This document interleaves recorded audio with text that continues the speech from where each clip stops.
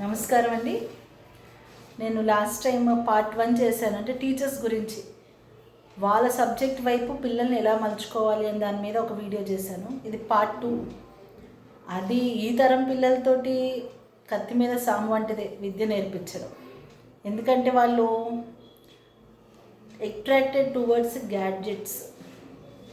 ఒక ప్లేస్లో కూర్చోవడం, ఇదివరకు దానికి ఆటిజం అని నానా పేర్లు పెట్టేవారు. కానీ కోవిడ్ తర్వాత మీకు గుర్తుందో లేదో 45 మినిట్స్ క్లాస్లో సరిగ్గా కూర్చోబెట్టడమే ఒక టార్గెట్ అయిపోయింది. ఈవెన్ హై స్కూల్కి వాళ్ళు బేసిక్స్ మర్చిపోయారు. బేసిక్స్ నేర్పించాము. ఇప్పుడు దురదృష్టం ఏంటంటే మాతృభాష రావట్లేదు పిల్లలకి. ఇంగ్లీష్ నేర్పగలుగుతున్నాం, మ్యాథ్స్ నేర్పగలుగుతున్నాం. అంటే మ్యాథ్స్ అంటే మళ్ళీ బట్టియేనండి. a+b² = a² + 2ab+b² అని చెప్పగలుగుతుంది. ఎందుకు అన్నదానికి అప్లికేషన్ లేదు. కానీ అట్లీస్ట్ తెలుగు కన్నా బెటర్. తెలుగు విషయానికి వచ్చేసరికి ఏదో పరాయి భాష నేర్పినంత శ్రమ పడుతున్నాం. దానికి కారణం ఏదైనా సరే మన మైండ్ మాత్రం మాతృభాషలోనే యాక్సెప్ట్ చేస్తుంది. లాంగ్వేజ్ అన్నది స్కిల్, అంటే పరాయి భాష. ఇంగ్లీష్ అన్నది స్కిల్. అందుకే గవర్నమెంట్లో చూడండి 6th క్లాస్ నుంచి ఇంగ్లీష్ ఇంట్రడ్యూస్ చేస్తారు.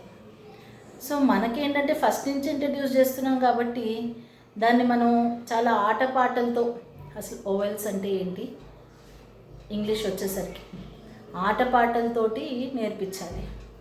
అయితే క్లాస్ రూమ్స్ ఎడ్యుకేషన్ మాత్రం కరెక్ట్ కాదండి ఈ రోజుల్లో. క్లాస్ రూమ్లో 4 గోడల మధ్యలో కూర్చోబెడతాము. ఇదివరకు మనం చదవలేదా? ఇప్పుడు పిల్లలు ఎందుకు చదవరు అంటే తరాలు మారిపోయి. అప్పట్లో మరి గురుకులాలు ఉండేవి, ఇప్పుడు ఉన్నాయా? మనం నేర్చుకున్నప్పుడు ఉన్నాయా? లేవు. సో ఇప్పుడు మళ్ళీ తరం మారింది కాబట్టి వాళ్ళకు అనుగుణంగానే మనం టీచ్ చేయాలి అంటే బయటికి తీసుకురావాలండి. గ్రౌండ్లో కూర్చోబెట్టుకుని చక్కగా వాళ్ళకి లెసన్తో పాటు బయట విషయాలను జోడిస్తూ చెప్తేనే వాళ్ళకి అర్థమవుతుంది, గుర్తుపెట్టుకుంటారు. అంతేగాని బై హార్ట్ స్టడీస్ కూడా ఇప్పుడు పిల్లలకి ఓపిక కూడా లేదు బట్టి కొట్టడానికి. ఇదో మనం బట్టి విధానం అంటున్నాం కానీ బట్టి పట్టి ఓపిక కూడా లేదు. అయితే ప్లేవే మెథడే ఇప్పుడు సూటబుల్. ఆడిస్తూ చదివించాలి. ప్రీ ప్రైమరీకి ఎలా చేస్తున్నామో ఈవెన్ 10th పిల్లలకి కూడా ఆడిస్తూ చదివితేనే అప్లికేషన్ ఆఫ్ మైండ్ వస్తుంది. ఇప్పుడు పిల్లల్లో మిస్సింగ్ అదే. చాలా తెలివైన వాళ్ళండి మా పిల్లలు. ఫోన్ ఇస్తే చాలు ప్రెస్ చేసేస్తారు. మాకు తెలియని యాప్స్ కూడా వాళ్ళకి తెలుసు అని. అది గొప్ప కాదండి. అప్లై చేయగలగాలి. నేర్చుకున్నది అప్లై. ప్లీజ్ మీరు దయచేసి టీచర్స్ ఎవరైనా చూస్తూ ఉంటే కమెంట్ చేయండి. మీరు అప్లికేషన్ ఆఫ్ మైండ్ ఏ విధంగా యూజ్ చేశారు, దాని మనకి వచ్చిన ఫలితం ఏంటి, రిజల్ట్.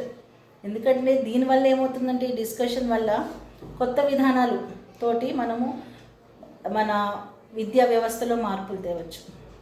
మూస పద్ధతి అంటారు. అంటే పాతతరం పద్ధతి 4 గోడల మధ్యలో చదివైతే సరిపోదండి. వాళ్ళని చక్కగా గ్రౌండ్కి తీసుకొచ్చు, లేకపోతే ఇంటరాక్టివ్ బోర్డ్స్ ఉన్నాయి ఇప్పుడు. అంటే అది మళ్ళీ ఇంటరాక్టివ్ బోర్డ్స్లో కూడా ప్రాబ్లమే. ఇంటికి వెళ్ళాక గ్యాడ్జెట్స్, టీవీ. ఇక్కడ కూడా మనం ఇంటరాక్టివ్ బోర్డ్ అనేసరికి అది కూడా ప్రాబ్లమే. కాబట్టి వీక్లీ వన్స్ ఇంటరాక్టివ్ బోర్డు పెట్టుకుని వీక్లీ థ్రైస్ మాత్రం ఆటపాటలతోటే చదివించాలి.